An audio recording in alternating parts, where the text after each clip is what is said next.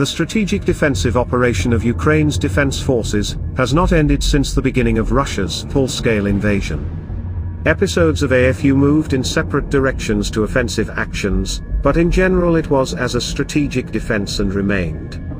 A strategic offensive operation will be possible only when the enemy in all areas becomes defensive.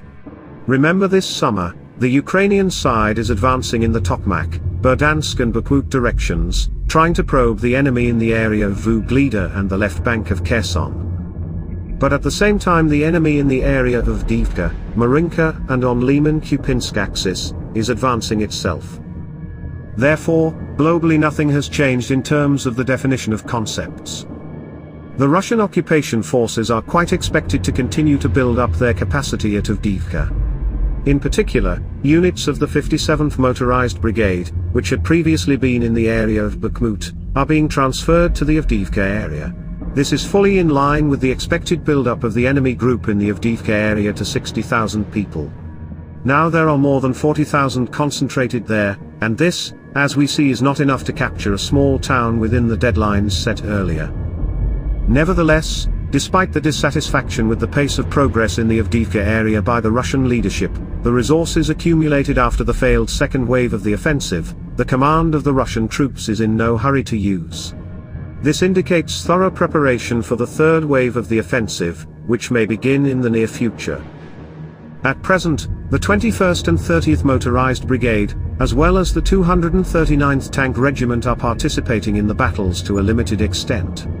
Perhaps these resources are saved to participate in the main breakthrough, within the third wave.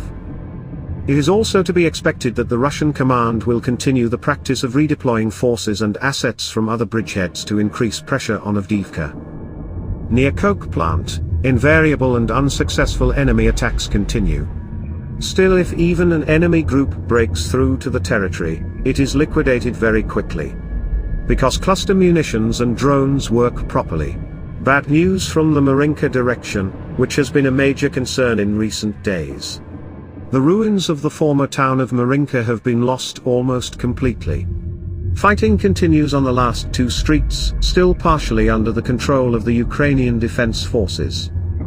Formerly, the AFU control 1% of the town, and now the situation of the neighboring village of Novomykhailovka has become so complicated that there is a risk of losing the village. Yes, of course, it will stretch in time and cost the enemy too much. But then the position of the AFU at the junction of the Vugleda and Marinka directions will become much more complicated. I would not guess what consequences this will lead to.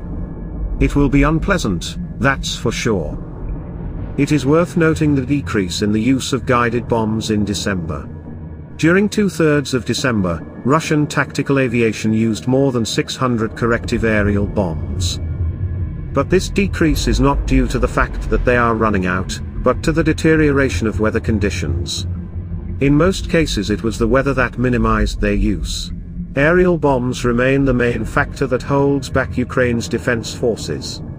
The overall rate of their use maintains this problem, which Ukraine has no effective solution to yet.